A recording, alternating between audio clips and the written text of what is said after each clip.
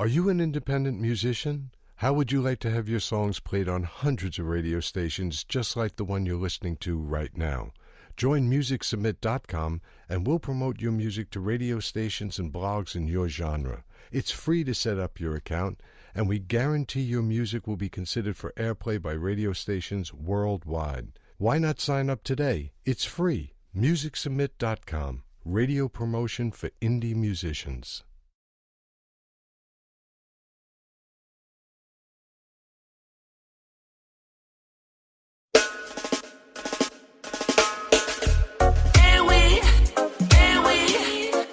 Country needs stability. Please, Lord, do you give it automatically with a big Lord? Yeah, this is G.E. Shaw, and this is SIME MIXLR Radio 24/7, bringing you the evening hour with Rhani D Chae. This is Stability. Sorry, it's be back. And stability. Do ya wanna give we back? Sweet salon, salon, we home. Not big with a big, we. Too many things wrong, too many things wrong. The system so wrong, so wrong. But Saloma would always used to live like this. Imagine we just come up as senseless 12 years war. Usa Ebola come out, we come out that way. Another sad news, what me people die from landslide and flood, Lord. Hey, why we country need stability. Why man not forget peace now in home? Somebody tell me. When I call them Baba, belong, but they all can see, but they listen conscious, Salom, mama, when they get enough chance. Salom, man, not suffer very long time. Within a situation where we don't cause no crime. That's why we need stability automatically. Cause to get to you to suffer man in the local left we mentally suffer monically. Hey we do ya when I beg them make them give we back. We salon stability. Sweet country where we use for no. Sweet salon we home. All we want a peace and love. Na salon and stability. Do ya when I give we back. Sweet salon we home. Not big with a big.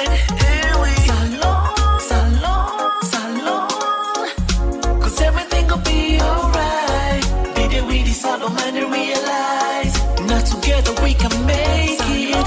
Salon. Cause everything will be alright. Did we decide on man and realize? Now it's only unity we can make it. We salon. Hey we.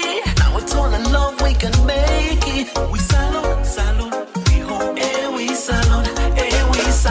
That's why we need stability automatically. Cause to get to you to suffer man in the local left we mentally suffer monically. Hey we do ya when I beg them make them give we back. Stability. Sweet country where we use for no. Sweet salon, we home. All we want a peace and love. And stability. Do ya when I give we back. Sweet salon, we home.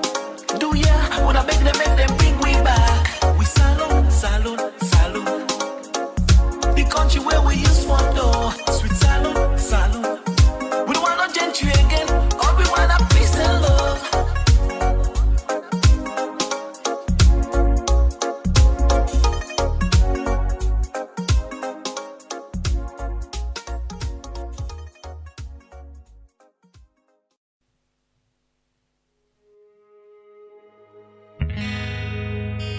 I'm sorry.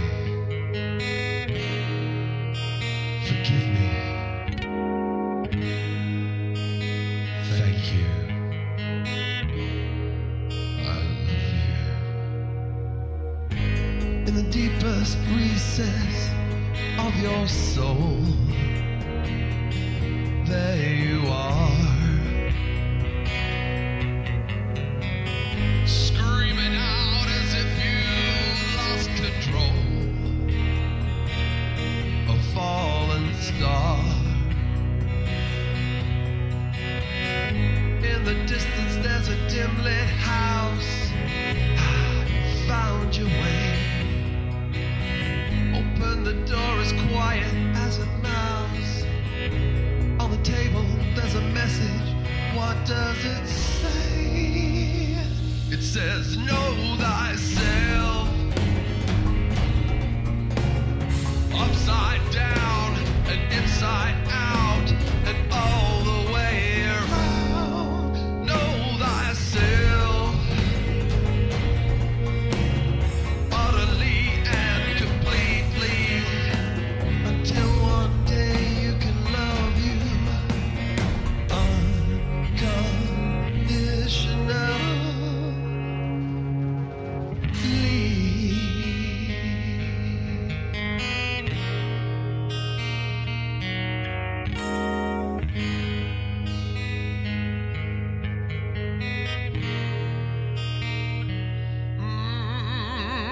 Your shadow, your ego plays tricks on you,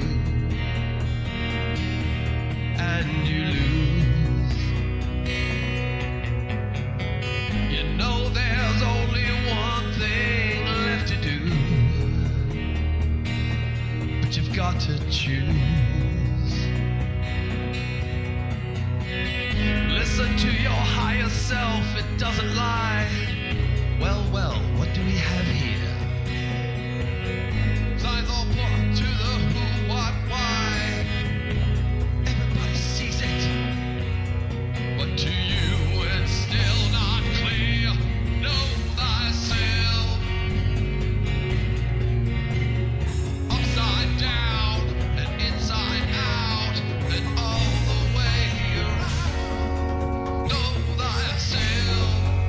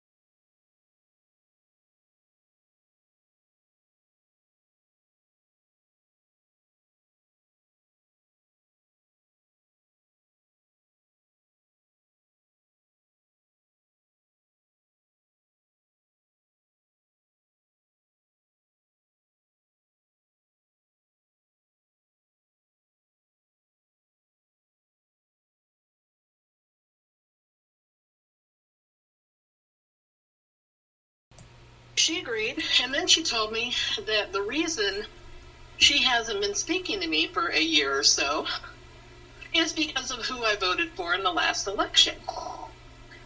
And to be honest, that really tweaked me. I mean, it just seemed petty. I don't care who you vote for. I don't care what your politics are.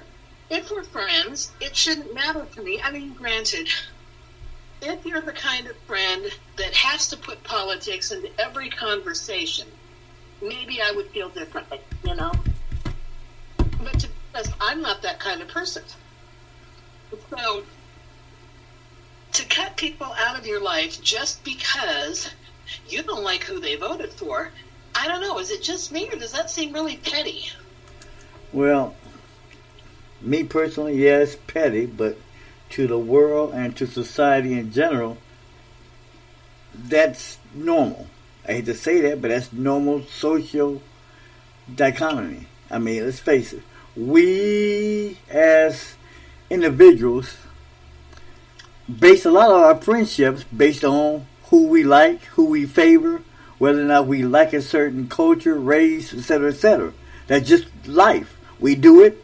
I don't see it changing anytime soon because, you know, when we grow up, and let's face it, as we grow up as little toddlers, going into adolescence, going into adulthood, we start moving on to certain value sets that we consider to be appealing or that we consider to be the end thing or what's going to give us more power, elitist status, etc., etc., etc.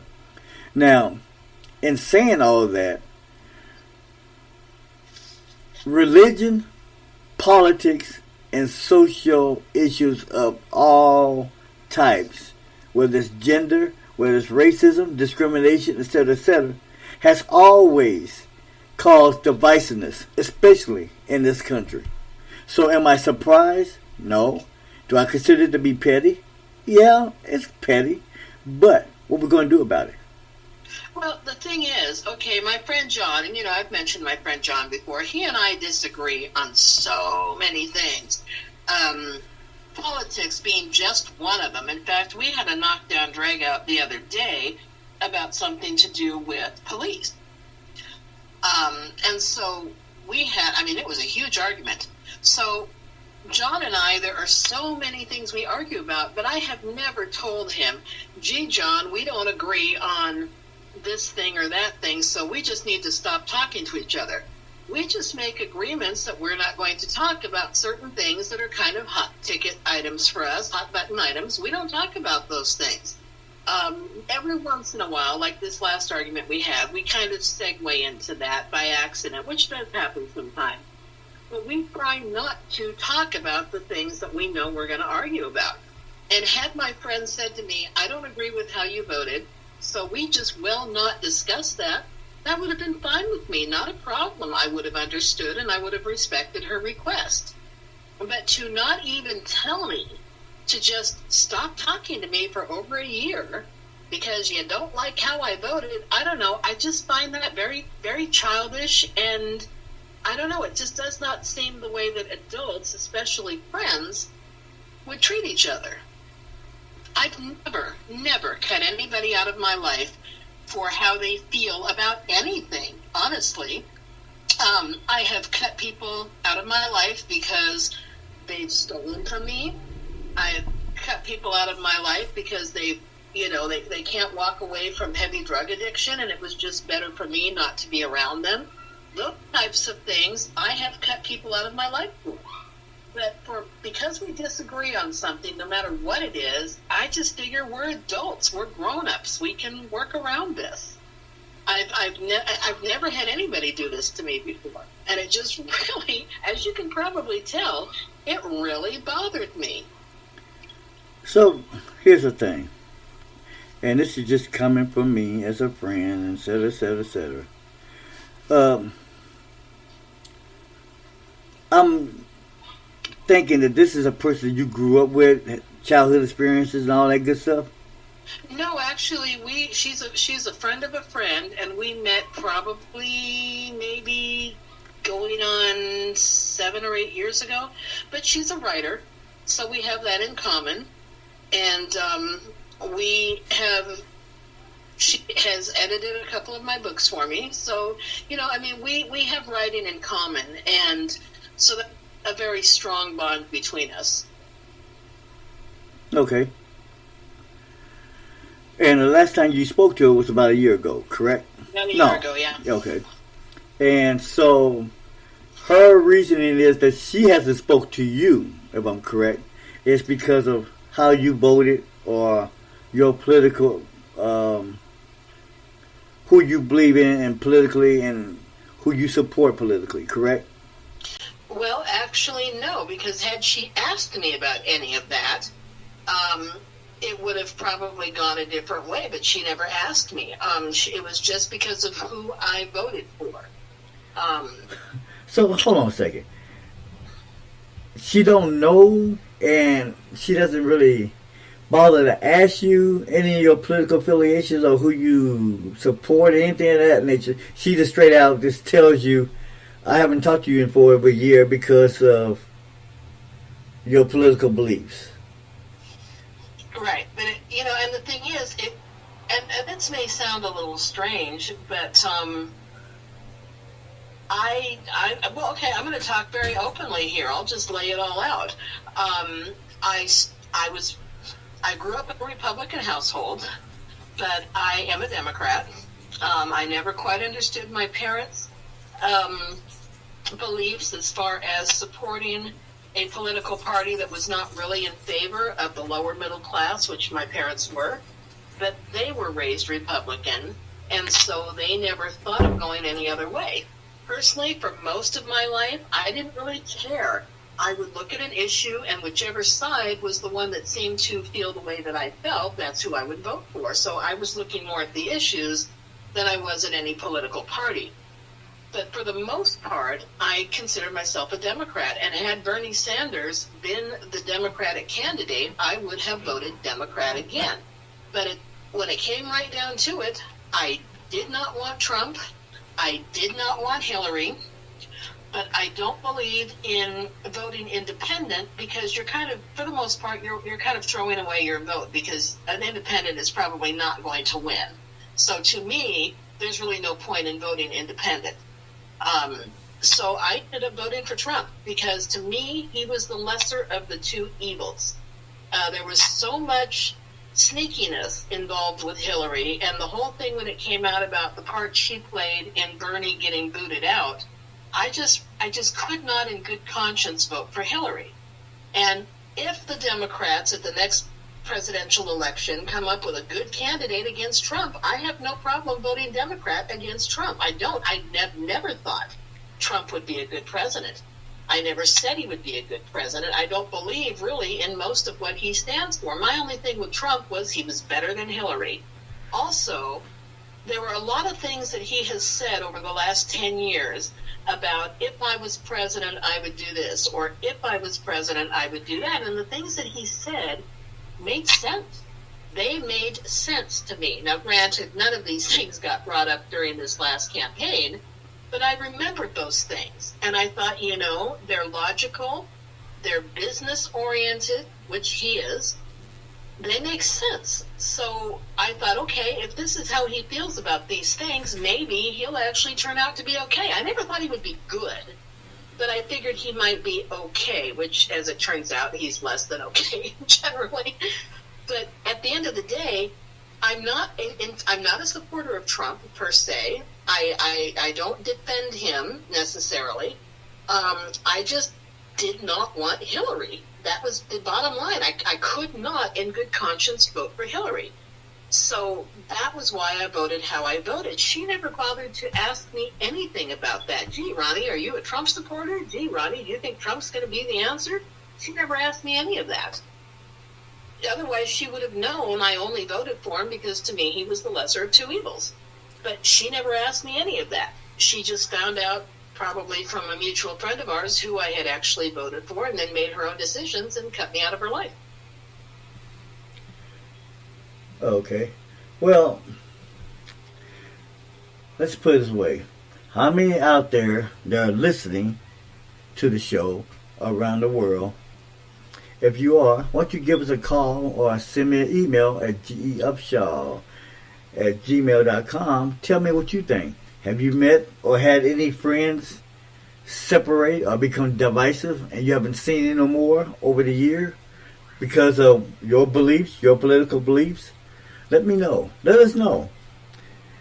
We'll be glad to respond the very next day if possible, and we'll go from there. But like I said before, I never really been to that degree, had that type of problem. I have lost some so-called friends, I guess, based on what I believe and some of the things I have talked about or stated, which to me I felt very strong about. As me and you have had these discussions before, but it's not like I'm telling you, okay, I hate you now. Don't talk to me no more. Okay, you have, and I always express that you have your beliefs, I have mine. This is the way it's going to roll. If it gets to a point where neither one of us can sit there and at least talk respectfully to each other, then that's a different story. Exactly. But like I said, and go back to, is there's three major things I have always seen as issues no matter what. And that's religion, politics, and social issues. And it's kind of strange because I have known some people that would tell me, before we get into politics, I don't want to talk about it. And I respect that, and I back off. Absolutely. I have people tell me that I'm a certain religious affiliation or denomination, and I don't want to get into it. Okay, fine. I backed off of it. No problem.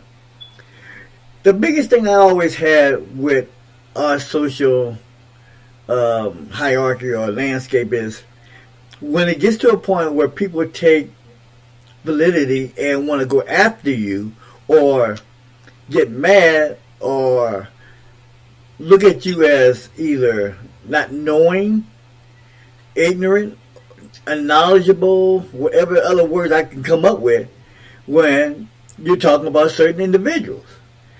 It's like they have to attack you. There's no need to attack me or anybody else. This is what you want. This is what you believe. Now, whether or not it's founded in substantial information or evidence or whatever the case may be, I'm going to let it be. Because here's the thing. Usually, I'm not saying always, but usually, what usually happens, the facts come to light. You don't need to speak anymore about it. It comes to light. Now, here's the problem. Here's the caveat to that. Usually when it does, people tend to back away from you for whatever reason. Because they don't want to come back and say, okay, I admit you might have been right. Or apologize for what their belief is. Now, here's the thing. You don't have to apologize to me, okay? You can say, hey, look, your guy won. Your guy did what he said he was going to do. And case closed. I don't expect you to get on your knees and be humble about it. Say, oh, please, take me back. Okay, I'm so sorry. Okay, I don't expect that. I would expect you to get on your knees. All I would expect, though, is that you respectfully honor my wishes, and if you feel the need, at least tell me, I see your point, and you're right. I was wrong in that, or I wasn't wrong. I still think this is the right way, but I agree with the populace. The populace said this is the way it should be. Okay, I'm going to let it roll. See, here's the thing with me. And I admit you have always had these discussions. I don't, there's a lot of things I don't agree with Trump. I think, I have told you more than one. I think he's an idiot, but I think he believes in his idiotic philosophy. So, that's just the way it is. Nothing I can do now. I mean, he's our president. We're going to have to roll with him until he either gets impeached or doesn't come back again for the second term. That's something we're going to talk about too in a minute, though, because I read something which is kind of strange, but interesting at the same time. But back to what you were talking about, it's amazing, though, how we tend to forget. Well, I call it selective amnesia, okay? We forget the candidate we believed in at the time. And when things go wrong or go awry, the first thing we want to do is attack the other individual. And we do that on a regular basis. And to me, that's one of the problems we have when we talk politics. And that's why a lot of times people leave politics out of conversations. Because feelings get hurt. People go off on people. Hey, I've seen people in marriages separate. Okay? Over things of that nature. I've seen other things happen that is crazy. So, you just got to tend to honor what's right. If they don't want to talk about it, then leave it alone. You know, what's that saying? You want to sometimes leave sleeping dogs lie? Because if they awaken, you don't know what you might get back. So, sometimes it's best to just let it go. Well, I'll tell you what I thought was really the funny part. I mean, there are a lot of people out there who truly believed that Hillary was the great white hope. You know what I mean? Hillary was going to make this country right again. Hillary was going to be the end-all, be-all. If my friend was one of those people, I would have been able to understand this a lot more. But come to find out, she has the same opinion of Hillary that I do. I don't know if she voted independent or didn't vote at all. I don't know. I didn't ask her. But I did find out at the end of our conversation that she basically considers Hillary at about the same place that I do. So to me, that just made it even funnier to me, and not funny haha, but funny odd, that she would do what she did, considering the fact that she has my opinion exactly of the same person. I just found that really interesting. Well, here's the thing. I'm never really, well, I put it this way.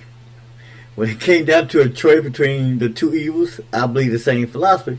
I actually went with Hillary, okay? Just the way I did it, all right? But here's the funny thing. And I have my reasons for that. But the crazy thing about it is that you have to take a vote. Most of the individuals that voted against Hillary for for two main reasons. It was a trust issue, mainly, and you had a lot of women that I think believed in abortion, or it was the opposite way around. I couldn't remember which one. I'm thinking it was pro-abortion, that did her in. Right. And everybody chose Trump because they actually believed that he was going to carry out everything he talked about in that platform. Right. Without thinking about what he was basically initiating. And it came down to the simple fact that this country had no real strong leader that they can see coming forward. No. Either way, from what I saw at that moment, there were good things, there were bad things. Hillary was a career politician, which most politicians are, you know. But career politicians, from the time they decide they're going to go forward into that field, they are trained, they're taught, they're told this is how you have to be. Because they're all very similar in how they talk, how they act, how they can spin situations. They're all very similar. I'm not criticizing any individual one of them because they're all pretty much the same. Trump, on the other hand, was not a career politician. He had no clue what politics was.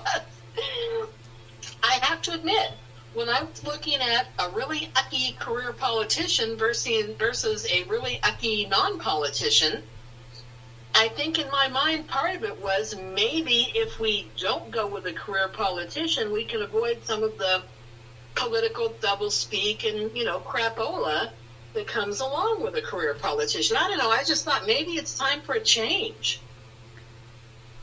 Now, again, had Bernie been the candidate, that would have been my vote. Absolutely.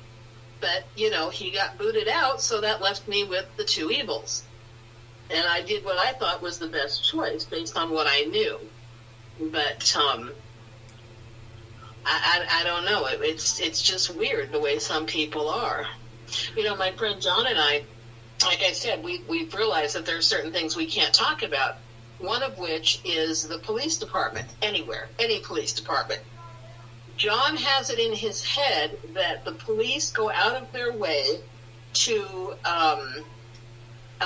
beat up, shoot, kill innocent people. And I'm not just talking about, white on black. I'm talking all people, all colors, all nations, all nationalities. He actually goes onto Google and searches for any clips about police that are abusing citizens, and he'll send them to me.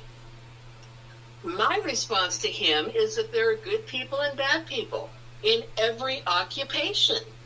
There's good cops, there's bad cops. I personally think that there are a lot more good cops than there are bad cops, but I have police in my family, so maybe I see it a little differently. I don't know.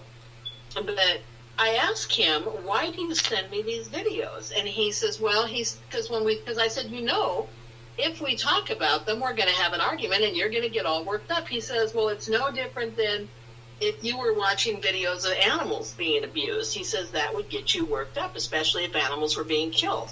I said, you're right, it would. I said, the difference is I don't go on Google looking for videos, and YouTube looking for videos of animals being killed. I said, I don't do that because it would upset me. I said, why do you go to YouTube and look for videos of police officers, hurting people? Why do you do that? And his response was that it justifies his opinion. It makes him happy to know that other people are agreeing with him. Well, the fact of the matter is people do agree with him, but here's the thing. There's a thing, something that we talked about when I was pursuing my educational ventures, is that there was a book out there, and basically I use that same premise. And here's the premise. I could sway you whichever way I want, if I so choose to, based on videos, based on statistics, based on certain media out there.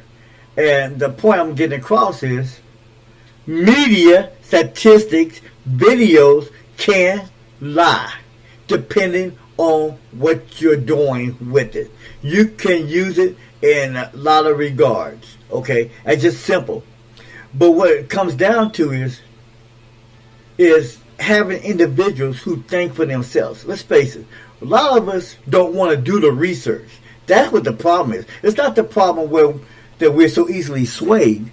What we're so easily guilty of, we don't research facts ourselves. We take the status quo and we run with it. Exactly.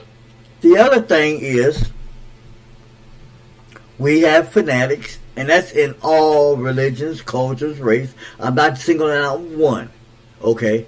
But I grew up in black neighborhoods. Of course, I'm African American and everything, and I've seen things justifiably done to us. But here's the thing. Things happen. Sometimes you're in the wrong spot at the wrong time. And do I say, okay, that's cool, I was in the wrong place? No, because it happened to me, so I'm going to validate it happened to me, and it shouldn't have been done. But could I have maybe put myself in a lot less inconspicuous place? Yeah. Could I have not been there? Yeah. But I chose to do that. I chose to walk down that neighborhood because I didn't give a damn. Okay? I felt like I could walk anywhere I want, whenever I want. The hell with the repercussions of it. But that time, that was just a kid being cocky. I'm from the hood type of thing. I do what the hell I want to do. Okay? But here's the problem. Sometimes that comes back to bite your butt. And bite you in ways you don't want to admit.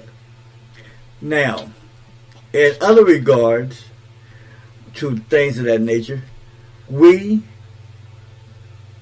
tend to put ourselves in positions where things happen.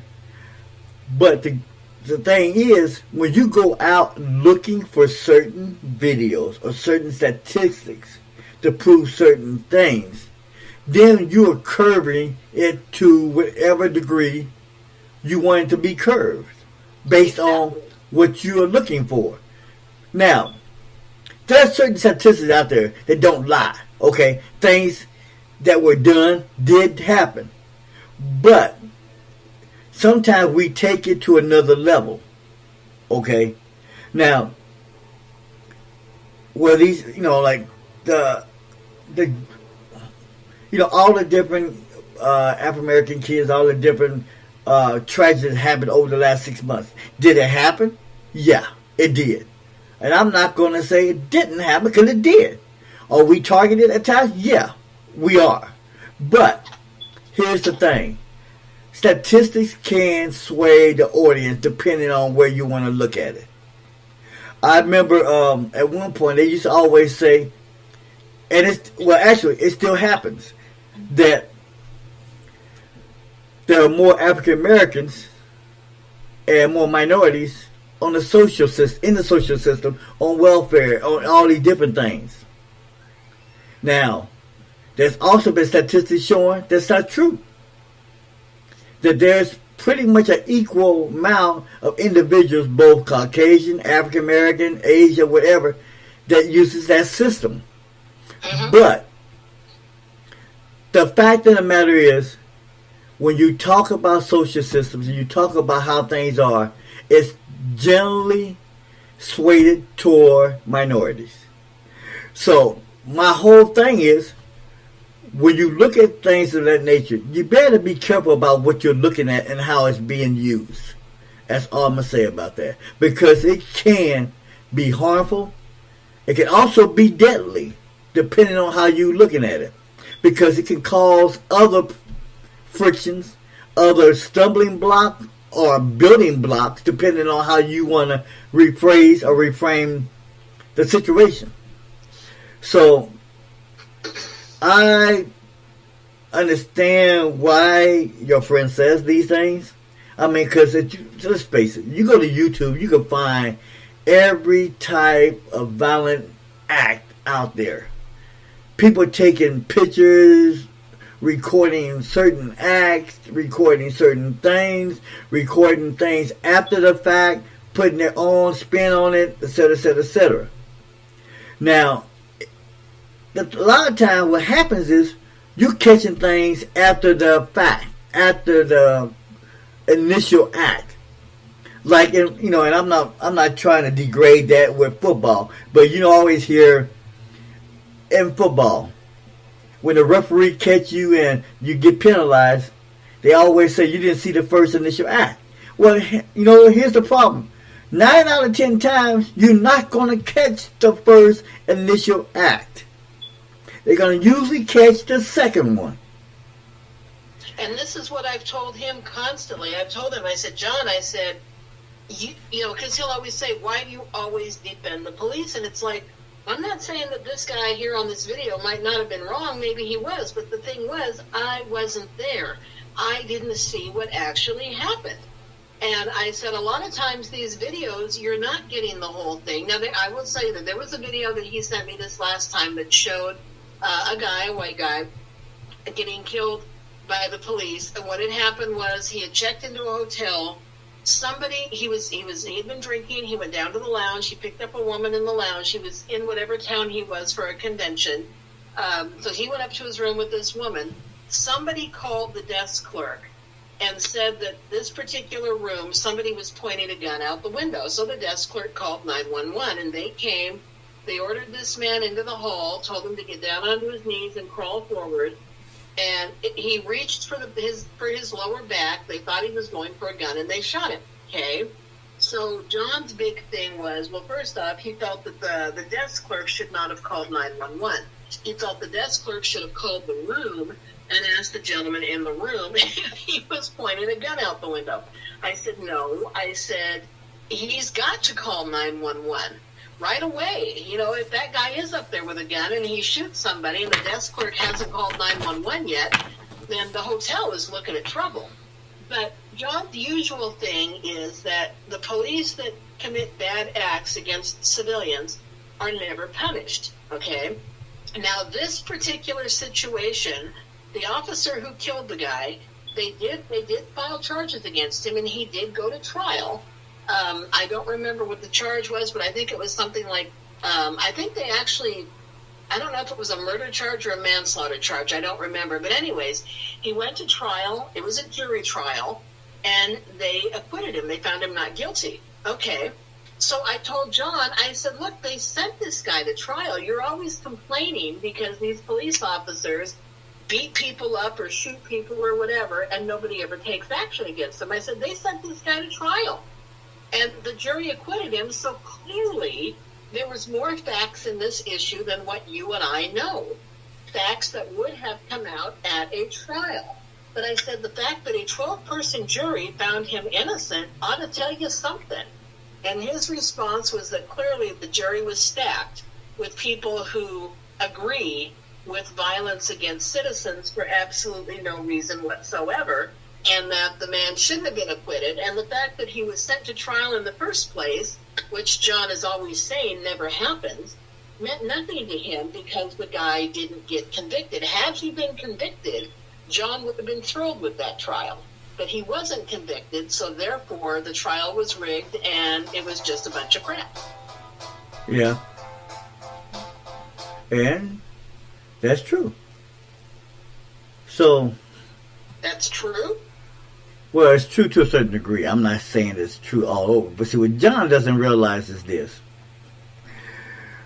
Well, let me ask you this. How often has John ever been involved in incidents dealing with the police? Let me put it that way. When he was married, he and his wife were getting divorced, and his wife made some pretty crazy charges against him. And so he was involved with the legal system at that point. He was acquitted of those charges because they were crap, but he did have some very negative experiences with the legal system for that. And then he also got arrested one time for a hit and run.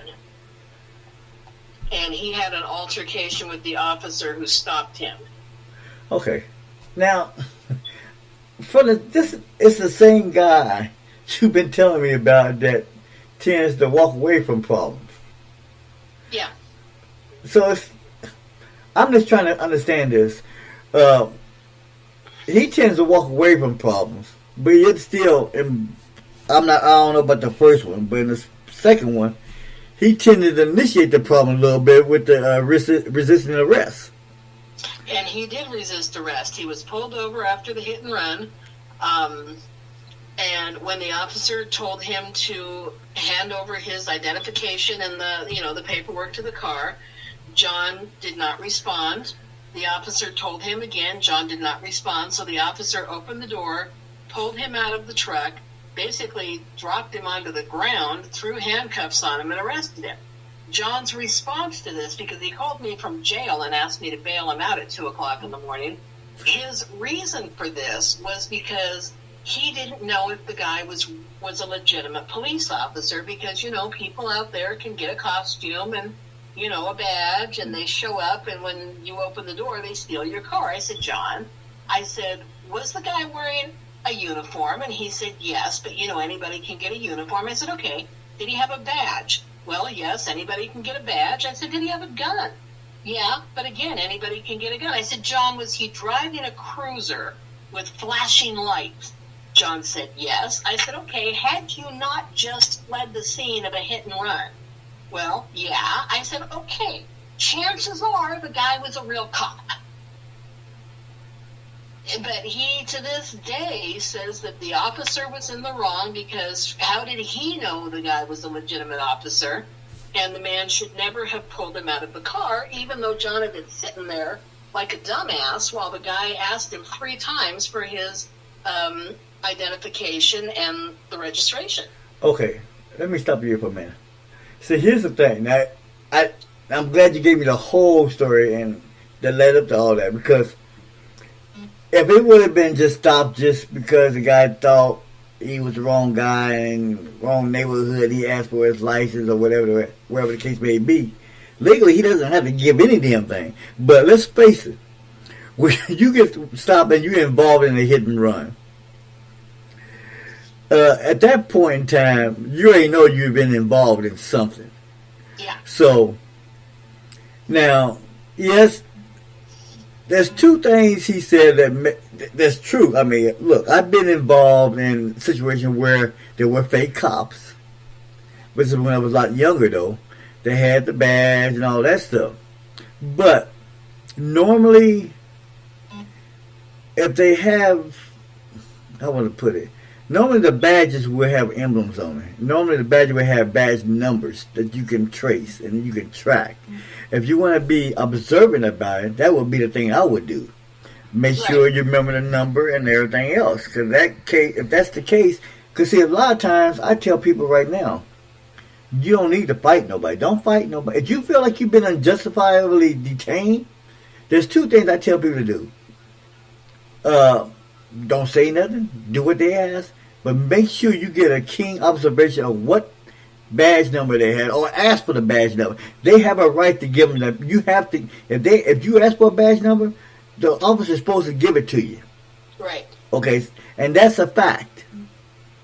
The other thing is, and I wonder where I'm getting all this humming noise again from, but I'm assuming Alexa ain't over there talking to me and singing. But back to the point. Sorry about that, but I heard this humming noise. And there it goes again. But here's the thing. Where John seemed like a character to me, but see, here's the thing. Oh, he is. It's hard. I'm not saying it can't happen. It's hard to disguise a cruiser. Okay? Yes. Now, don't get me wrong. It can be done, but these are unmarked vehicles that might have lights in it. And I've seen those, and there's ways to determine which ones are real and which ones are not. But if the guy has a full cruiser, that's all the markings and all the things on it, I'm not going to say 9 out of 10 times it's going to be the real thing. Okay. Exactly. We're not talking about Fast and the Furious here. Where everybody's pulling out with these fake cruisers and everything else. Because number one, you have to have 3 or 4 professional guys that's capable of pulling that out. Number one, have to know at least some aspects of the law. Number two, because you can usually catch them if they are faking it. You can usually catch them in that. So. But getting back to the reality of the thing, John kind of initiated the problem, okay? So at that point, he should have just been quiet and did what he had to do. But now, going back to the original one, the first one, I understand why John has a hesitancy now. Because if you come from I don't know him, but if you came from a bad marriage and there was deliberate intent on his wife to do him wrong or do him harm, then he's got that embedded in his mind. And people tend to keep those things festering throughout their life. I know, because I'm a product of that to a certain degree. I ain't going to lie. Hey, there's certain things that bug me, and I'm working on it, but it still bugs the hell out of me. And that's one of my trust issues. But in his regard, John's taken it to a new level because he's basically thinking that, okay, every cop that he talks to, he sees his wife and he sees what she did to him over and over again. But we're not even talking about the cops that he might come into contact with. We're talking about any police officer anywhere in the world. Well, see, John don't know any police officer in the world. But see, that's kind of hard to make that decision considering he don't know every policeman in the world. No, he will, like I said, he'll get on YouTube and he'll, for these videos, it could be a police officer in any other country that is, abusing a civilian. Doesn't matter the color, the age, the religion, nothing. If this police officer is abusing a civilian in any way, then I will probably get it sent to me, and John will send me a message that says, see, check this one out. Okay. This backs up his belief that basically all police officers are just waiting for their chance to beat the snot out of every civilian on the street. Well, I've been in altercation where there's some that really wanted to beat the hell out of me. I ain't gonna lie. Exactly, and I've told them that. I said, I know that they're not all good. There's good and bad in every single occupation. There's even lunch ladies who probably occasionally have spit in somebody's food because they didn't like that person. I mean, no matter what occupation, there are people who probably are not the nicest people. But I think in any occupation, the majority of the people in that field are good people. Well, I believe that. Well, okay, now see, here's the thing. I do believe that that certain academies and certain police academies might need to go back through and do some retraining on certain officers out there. I do believe that there's been such a big need, overburdening need for more peace officers out there that we're sending them through like a factory, like an assembly. Yes. Okay, I agree with that. See, back in the day when I was growing up and I went through all these different things, and even when I was going through certain trainings, they sent you through some very extensive training. They also sent you through I remember going through a panel where there might be 3 or 4 individuals on a psych board, or you might have 1 or 2 from the community, et cetera, et cetera, et cetera. Now, it's been streamlined. So, the problem now is I'm not going to say they're not evaluating or assessing the problem. I think they are trying, but the fact of the matter is they're trying to get them out there as fast as they can get out of the academy. And some of them don't have that type of initial training to be put out there on the streets by themselves. But it happens. So, what you going to do about it? You going to go without, or you're going to deal with what you get? Now, there's certain things you can do, like I said, to help combat that. All right? There's certain things you can do. You can, like I said, be more observant. I'm observant of everything, okay? Even when an officer is coming at me. Because my initial thoughts is, yeah, okay, I already know I'm African American. I already know he's looking at me, targeting me. But I'm not going to give him the ammunition or the firepower to do anything more than what he has the right to do. And if he does, I'm going to make sure I get all the information I need to deal with that. So, John just needs, I don't know, he's your friend, so I don't know. He just needs to find a way to calm himself down. I don't know. Hell, John might look at me as an enemy if he ever first initiates and sees me. He'll probably say, do you really want to trust him, Ronnie? He's kind of big, He kind of looks like he's a thug, and everything. He wearing his, come on. All right, I'll give you a perfect example. And that myth is still going on today. If you wear your hat backwards or wear your hat sideways, you gotta be a criminal. Okay? You gotta be a thug. Okay? If you're wearing sunglasses that are dark and you walk around with a hat on backwards or sideways or slanted, and you're wearing certain clothing attire, you gotta be a thug or a criminal and you're coming after me. Okay? Now, don't get me wrong. That philosophy does hold true today. If you're wearing certain types of clothing, but you have to be somebody who's been in the field and understand that.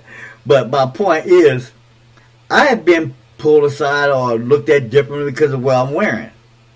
So, I just hope John hasn't gotten to that degree of level where if he looks at a certain cop a certain way because of how he's addressing him or how the cop might be coming at him, because John might find himself not only in jail, he might find himself with a couple of bruises on his head. I don't know John that well. I just know him from what I hear from you and everything. But you never steered me wrong. And I just think John is a product.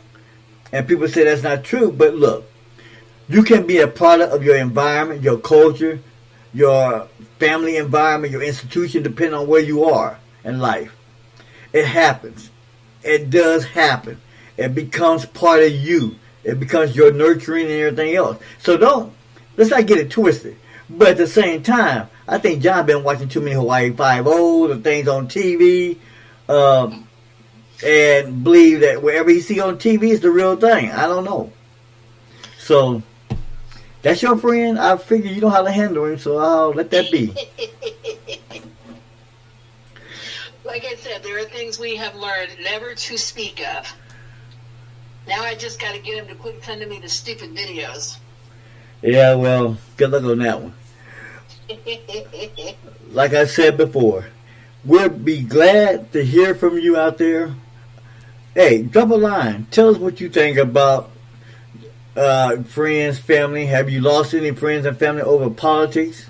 Let us know. You can reach us at G.E. Shaw blog and podcast venue. We are located on Facebook. We also located at SIME.today. That's www.sime.today.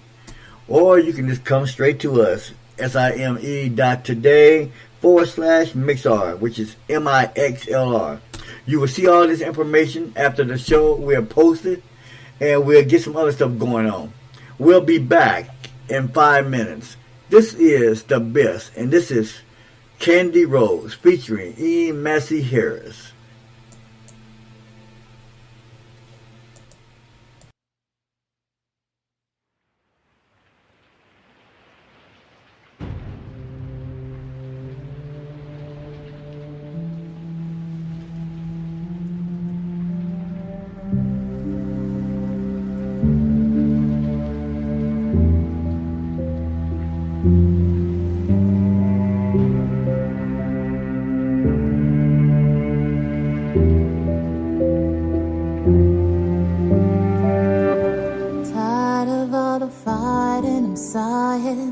Why do we hurt each other? So sick of crying and trying. There's no way we'll last forever, and it kills me to admit we're not meant to be. You're with me but conceited, and soon you'll see.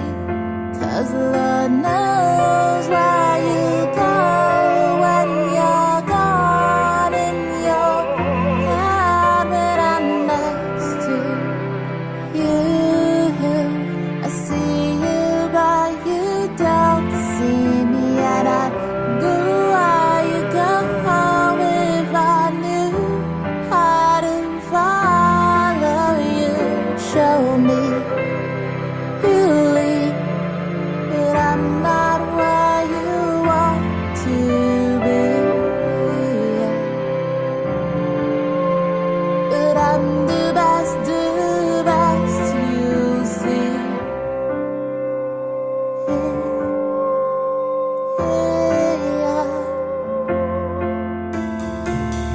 This hurts so alone. You can't see me up, have to smash me down. Our love has taken its toll, and its cousin took it all. I got nothing left to get old, and I can't recall the last time I put a smile on your face, and you don't care if I'm happy. So I'm giving you space, 'cause Lord knows where you go when you're gone in your head when I'm next to you. I see you but you don't see me, and I go where you go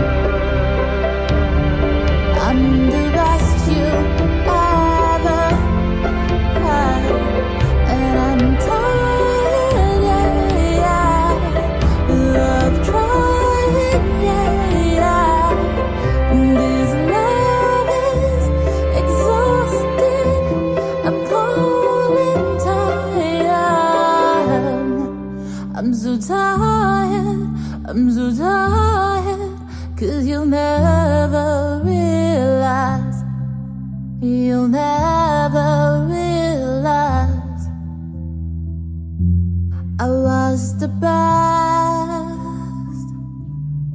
I'm the best you ever had.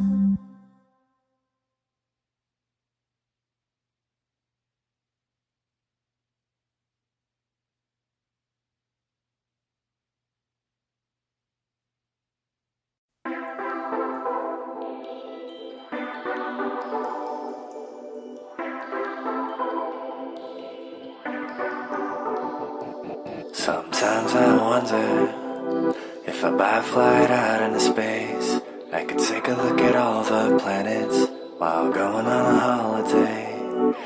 Haven't quite made it, so I'm sitting in the back flying coach, riding on 747 with liquor, I'm good to go. You might ask me how far, I'll be headed for a star, cruising on a slipstream, and I'm slipping in a fantasy, slipping out the atmosphere. Oh, oh, oh, Captain, fly us, I just wanna stay in motion, take us higher, so I can see the gates of heaven, as I roll, through galaxies, find a home, with luxury. I brought no carry-ons, cause I'm getting out of Earth for the future. 20 more hours till I'm getting off, pop champagne when I get there. Got no round trip, gonna buy a little house on the moon. When the airfare's a little bit cheaper, we'll buy one on Jupiter too. A little journey like that, find us fortune and bliss. Cause what would you call man when you never had an odyssey, never had a story to tell? Oh, oh, oh, Captain, fly us, I just wanna stay in motion, take us higher, so I can see the gates of heaven, as I roll, through galaxies, find a home, with luxury. Here I am, still waiting, I'm seated, I'm waiting.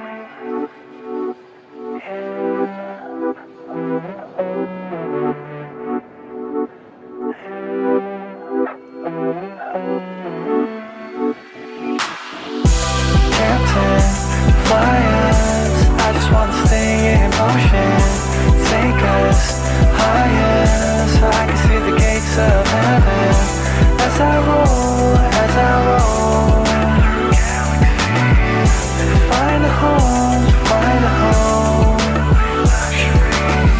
And if this plane comes crashing down from all the turbulence,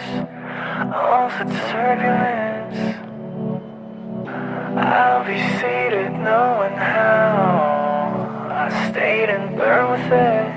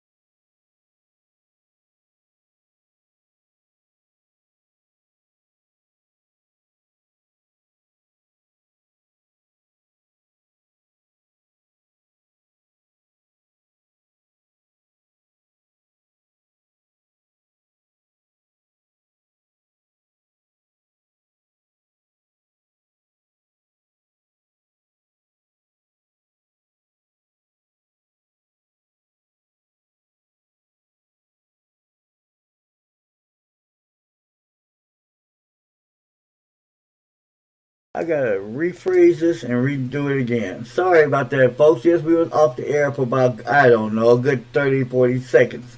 But what we're reporting was the fact that NBC is reporting that 3 murders, transgender type.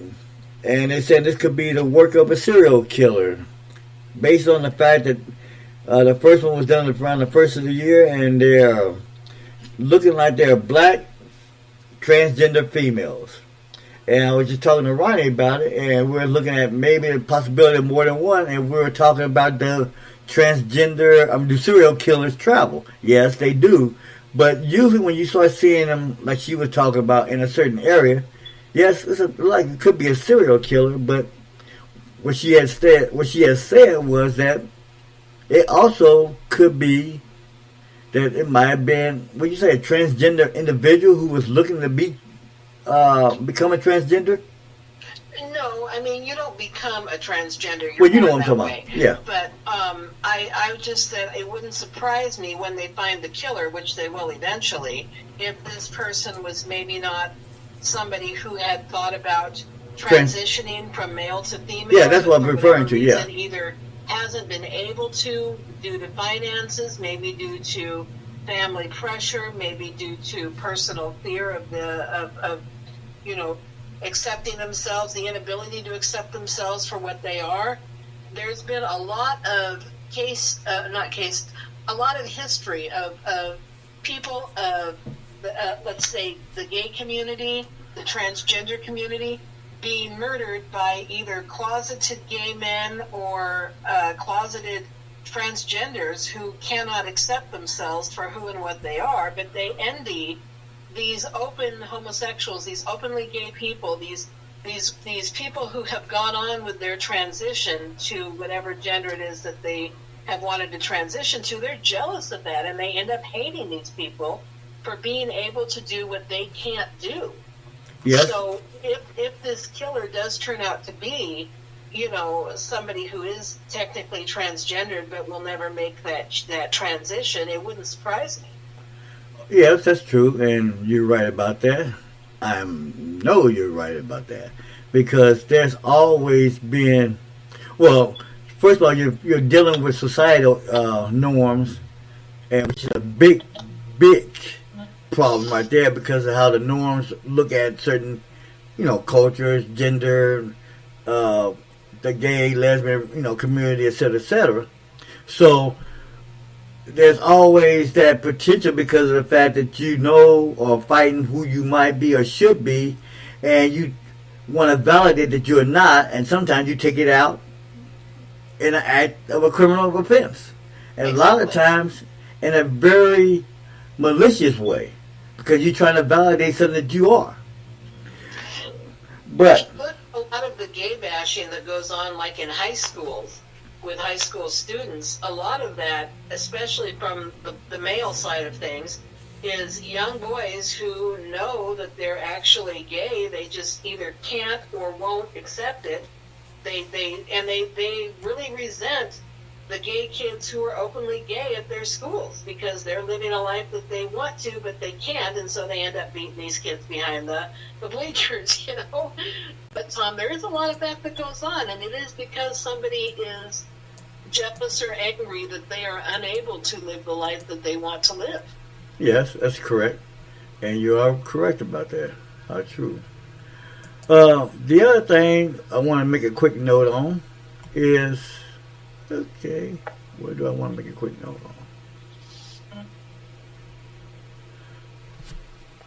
It seems like we're having problems again. So we go out, people, I'm sorry, it's not my fault, but I will try to address that. Also want to report that DJ Dan Ingram, dead at 83. A famous DJ, and rest in peace. He died, basically appears, from what is being reported, he was choking on a piece of steak. Wow. 83, I'm not going to make any kind of sidebar jokes about that, but I guess 83, it's hard for, you get older, your digestive system and all that stuff working out. But yeah, he died, choked to death on a piece of steak. And what else was going on before we want to finish this thing? We're looking at the fact that, and I hate to say this, I don't want to bash Trump anymore than what I've been doing over his term, but another defection from the Trump organization.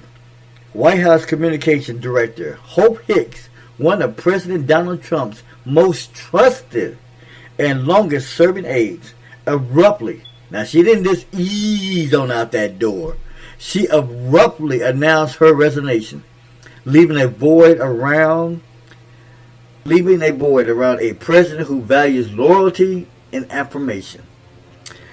Well, you value loyalty and affirmation. Well, here's the problem with that. You've been having a serious mass exodus out the door of your cabinet administration. So, I don't know what integrity and loyalty is coming in at. I mean, something has to be going on. I will not talk about no more about that right now. I'm going to leave that one to go. Because if we get in this conversation, we might be here for another couple of hours. So we're going to leave that one alone. Just want to let you know that Miss Hope Hicks is no longer part of the Trump administration. Unless Miss Rhani has something to say about it. No, I just, I personally, when it comes to politics, if something is going on, I don't have any hesitation whatsoever about, talking about it, even if it is something that kind of points Trump out as being a bigger dumbass than we already thought he was. So, you're not going to offend me. Bigger dumbass than you already thought about. Okay. Okay, well, my final thoughts is, and you can check out my blog. It's on Facebook. It was the Taste of Tacoma, the review, or something of that nature. I was, half asleep when I wrote it. I hope it's still okay.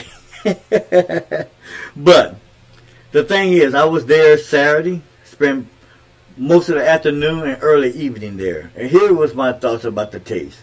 To me personally, I've been there once before, and like I was telling Ronnie, it was one of those where I went, I saw, and I left. It was not like a 2 or 3 hour adventure, relaxing and looking around. It was one of those haha moments where I can tell people, yeah, I've been to the taste. This time around, I decided I was going to go and take a look around, enjoy the moment. I have my grandson with me too, and my daughter, and my wife. And we look around, enjoy the moment and everything. But here's the thing I took away from it. And here's the things I said. This is one of the things I talked about. Because in every venue you have of that nature, you're going to have separation. And people are going to be separated. You're going to have kids that go missing. You're going to have a lot of different things going on. Cultural problems, people don't like each other, whatever the case may be. And the biggest caveat is what I wrote in there was rules are going to be broken. That's just the nature of the beast, especially when you're dealing with some event of that nature. But here's the thing I really noticed. When I was there, and I was there for a while, I'd say about at least good 6-7 hours. While I was there in a certain area, one kid did go missing. Now, here's the thing that I thought was interesting. Normally, you go through the process, and it's a process, and they do their due diligence in trying to get things together. But sometimes, like I've been witness to other ones, where you just have that little itch in the back that, they could be a little bit more urgent in doing something about this. I just thought it was kind of weird this time that they really was on the ball. There was no wasted movements. There was boom, boom, boom, and they were out looking. Now, I don't know whether the kid was found or not, or located when I left. I hope he was. But it's just how they handled the situation. The next thing is, there was quite a few, and to me, from what I can tell, from my perspective, quite a few restaurants, midship restaurants, food trucks, a lot of good food scattered out over that 720 acres that was held at Point Defiance Park, which I didn't think Point Defiance Park was that big, but it's a pretty nice sized park. I tried a couple places. One place I tried, it was called Hawaiian Noodles. They make Hawaiian burgers. I didn't try the Hawaiian burgers, but I did try the orange chicken noodles and rice. And I'm a big lover of orange chicken. But it's one of these type of things, though, you either love it or you don't. Because all the glaze and what they put on it, sometimes it's either too glazy or too rough, too tough, or just right. I enjoyed it. The food was good. Now, my daughter and them, they had some food, too, from different areas. They didn't complain about it, so I assume it was pretty good, too. So, I would say the food there was very respectable. Now, it was a little bit overpriced, but then I said that, though, overpriced, but that's what you get when you're dealing with the nature of that nature. Some areas are going to be more overpriced than others. So, what I look at is, it might be overpriced, but did I get the food? Did I get what I wanted? Was it worth paying that overprice? Me, personally, yeah, it was.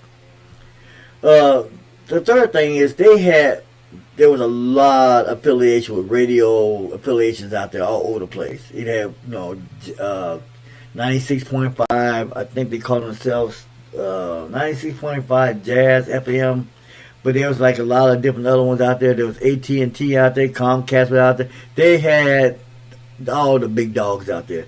But you also had a lot of smaller ones out there. But it was interesting. The weather was good. It was crowded, but it was very easy flowing. What I mean by that is, yeah, you had some tip or flare, but it was calmed down pretty quick. People really wanted to enjoy the moment, if that makes any sense. Excuse me. And then I met some interesting people that we're going to have hopefully get a couple interviews with. One of them was a military vet who's been in the military for over 22 years. Did a lot of time, 2 stints in Afghanistan. But the thing that really made me, that gave me an attraction to them over there. Well, first of all, I ain't gonna lie. It said hugs. First thing it said hugs. Now it wasn't the hugs from the guys. Now there was the guy had a female there. I want to get a hug, yeah, but don't go no further than that. But really got me was a guy that was in the wheelchair. He reminded me of a good friend of mine that, like I told you, had passed away. But what really gave me an inspiration was the fact that the guy was in a wheelchair. He was a paraplegic. He got into a serious incident back in 2002, a motorcycle incident. And now he goes around as a motivational speaker for all, for people in wheelchairs, paraplegic, people with disabilities, etc., etc., etc. He also writes children's books. And another reason I was interested in that because I had my grandson, of course. And there was this book, very colorful, very entertaining, called Frank and the Mustard. Or The Adventures of Frank and Mustard. It'll be on the website when I get through. And I went and checked out a couple of websites, and it's pretty good. I love the website. It was put together very well. He has a damn good artist. The illustrator of his book. And then, like I said, the guy was there. He wrote a book, Just a Thought. And from what I could see in the book, it was pretty well done. The presentation was great. And the other thing was the music. The music was rocking. I enjoyed the music. And I don't say that because I'm not a big-time rock and roll. Although we do play it. Don't get me wrong. We play a lot of it and I'm enjoying it. But the thing I thought was really interesting was the fact that I thought a lot of, since this is the taste, that they go out and bring in big acts from all across the country. And one of the things I thought was interesting was most of their acts came from a corridor, like California, Oregon, and Washington. The one that kind of threw me a little bit was Idaho. I'm like, whoa, Idaho? But whatever the case may be, I enjoyed it. Although I kind of gravitated toward the 70s and 80s, 90s type of music. And there's this one group I was telling you about called, let me get my paperwork out so I'll make sure I got it right. It's called Sonic Funk Orchestra. And believe me, they came to the taste, and they came in there rocking disco and funk. And it was good. Very good. And the last couple things I wanted to say, you can find out mostly all the information on Facebook. I have it on the G.E. Shaw blog and podcast venue. But here's the thing I really thought was, the Emerald Queen Casino is really starting to become a big player in the taste. I think they were there last year as the host, which is kind of interesting because they have these different layers. But like Emerald Queen is like the host, like the big dog, they host in the taste. But then you have the BOC, the Boeing Employee Credit Union, so. They were the presenters of the taste. And then they had these 4 major music stages throughout the whole 720 acres. And the other thing I thought was interesting was that the Taste of Tacoma, and we already know who the number 1 dog is, and we'll get to that in just a second. But the Taste of Tacoma is the second largest free family event venue in the Pacific Northwest, and one of the largest in the country. Wow. And the free part is the thing I look at. Free. And we know who number 1 is. Who's that? The Bite of Seattle. Oh, okay. I knew that was coming. Yeah, the Bite of Seattle. Okay. But the fact that Tacoma and the taste is number 2, that's saying a hell of a lot. And consider the fact that they estimated that over 250 customers will attend that 3-day event. And I think it might have went over 250. Wow. It was that, like I said, it was nice. It was good. I'm not a big, you already know, I'm not a big crowd person. I don't like crowds. I don't either. But I was okay. It was good. And the other thing I found out is that 70% of the sponsors there return every year or hold multi-year contracts. Wow. And the one last thing I didn't know, that the Taste of Tacoma has been around for 30 years. I did not know that. That the inception. I knew it had been around for a long time. 30 years. It started, the inception of it was in 1986. Wow. I did read somewhere, I think, not too long ago, that Point Defiance is the second largest park in the country. It's second to Central Park. Yeah. Now, see, I knew it was big, but when you really look at that, when I say over 720 acres, they use up all of it. They did not use the whole 720 acres of it, but because part of the park is also consumed with the zoo, Point Defiance Zoo. But the fact of the matter is that that park is that big, they can hold such an event of that nature. That's impressive. Yep. I want to throw something in here. You said that the gentleman you had spoken to, the author of Just a Thought. Yeah. I went ahead and looked up his book on Amazon. I do this, and I look at the reviews. And I always like to read the reviews that are lower down on the rating scale, because I figure your mother, your sister, your wife, your friends have all written the 4- and 5-star reviews. Yeah. I always read the lower reviews because they tend to be more honest. This book has a 1-star review, and the reviewer stated that the font in the book was so small he couldn't read it.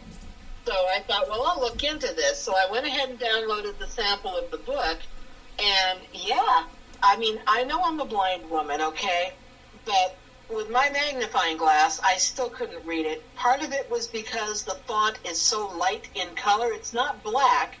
It almost looks more like a light gray against a white background. It's very small, and you can't make it bigger. So when you talk to this guy again, you might want to mention to him that he might want to relook at the font and the color in his ebook, because it is pretty unreadable. Yeah.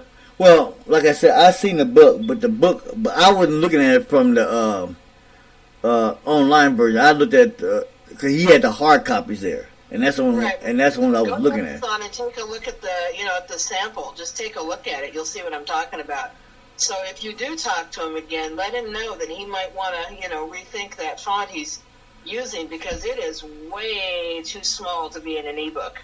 Oh, okay, I will, because like I said, the book version, the hard copy, look good, and, Right. and that's the part that got my my interest. But and I do know that because I have, like I said, I have my books on their ebooks too, but I had to go back and redo my font, or I had to put it in a darker font. Because with my ebooks, I usually use an Arial Black, and my fonts are, and I use a higher, font size.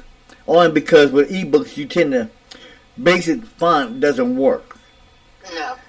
So you have to use a higher font, and that's the thing about ebooks. You think you're reading a book based on the normal principles that you have in like paperbacks and hardbacks, and as a lesson I learned the very hard way after the first time when I published my first book. I had to like, whoa, where's the words? I had to go look for them. But then you learn real quick what to do with that, and I'm pretty sure I would talk to him about that, and I'm pretty sure he'll let me know that they're working on it. But it's pretty interesting.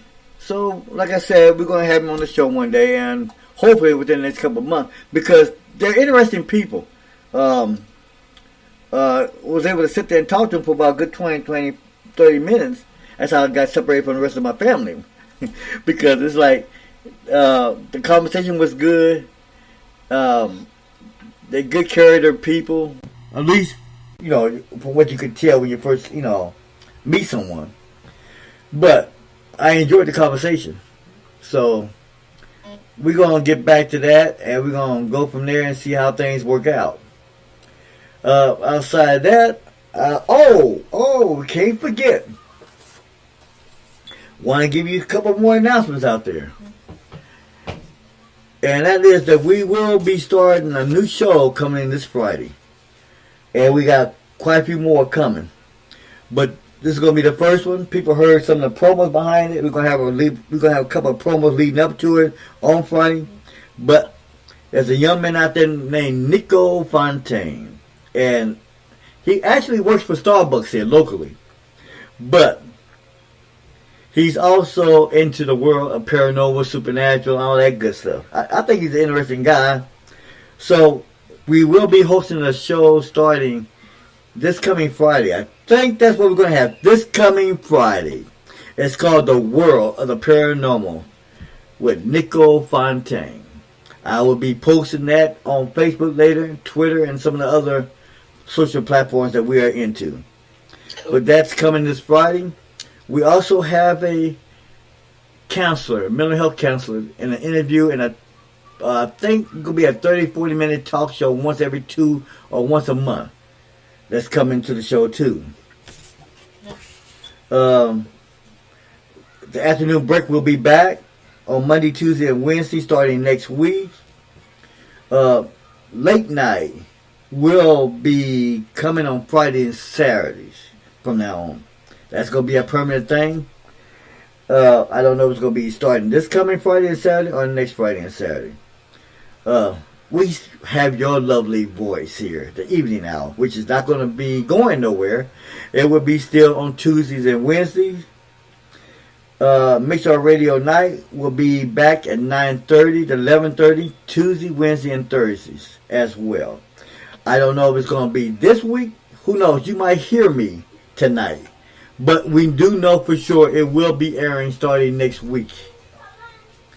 The other thing is, everybody was loving Sunday's Best. I think you even liked it. So I did. That's coming back every Sunday at 5:30 p.m. And we'll be featuring some of the best indie gospel singers, spiritual singers out there. And if you know anybody out there, come to our website, SIME.today. And if you follow all the way down, scroll all the way down to the right, I think it's either right or left, you'll see a box saying music submit. Submit your music to them. they will look at it, they will package it, and 90% of the time they send it back to me. Or people who are who are also advertising and promoting their site.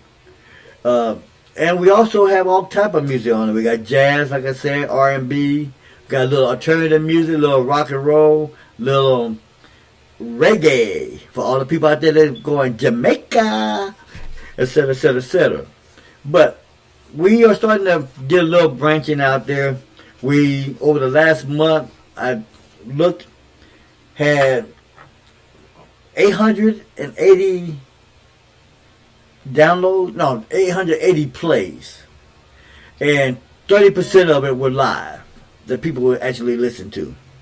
Believe it or not, most of it was coming from California and on the East Coast.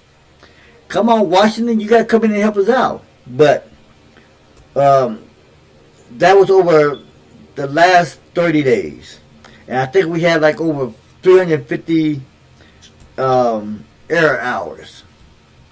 So, and I will actually get that more synthesized later on, but that's where we're looking at right now. So we are starting to grow a little bit. Awesome.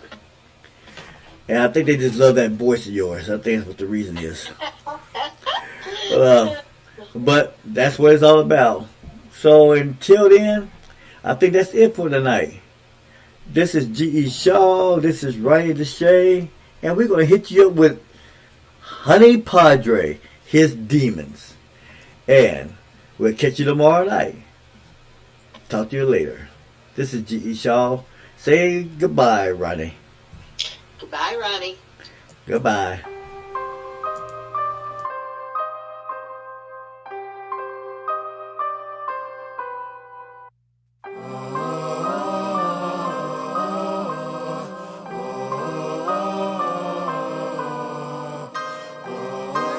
If I told you about a guy who ain't never need a reason to take a life overnight just to cope with his demons. Posted up on the block, right a block from Artesia. Packing heat like the winter cause the homie never freezing. Every day is a fight for his rights and his freedom. He wanna leave but he can't cause he know his niggas leave him.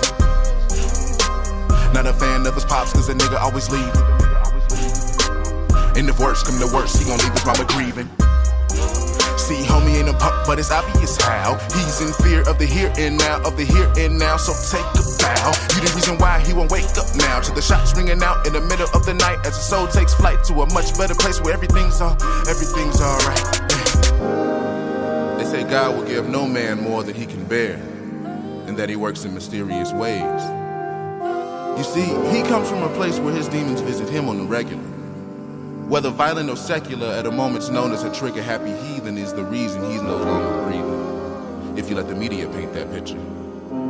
His roads have never been paved unless one straight to his grave, and the captivity of negativity that consumes him is deeply rooted within. The same lies that were told to him, he's now preaching to them. He was told his future's bright, but now the light's gotten quite dim. Long nights and short days, new whips with the same slaves. I'm not the greatest at spelling, but I was taught that you can't spell community without unity, and quite frankly, that still stands true to this day. Nevertheless, he needs more, a product of his environment, rich in the world, but spiritually he's poor. It's like his demons need him, and he needs them to survive. Physically and mentally deprived, the lack of love teaches him that everyone's a snake in disguise. It's time to open your eyes and realize that we can't do this without one another. Put the guns down, Chicago. Peace.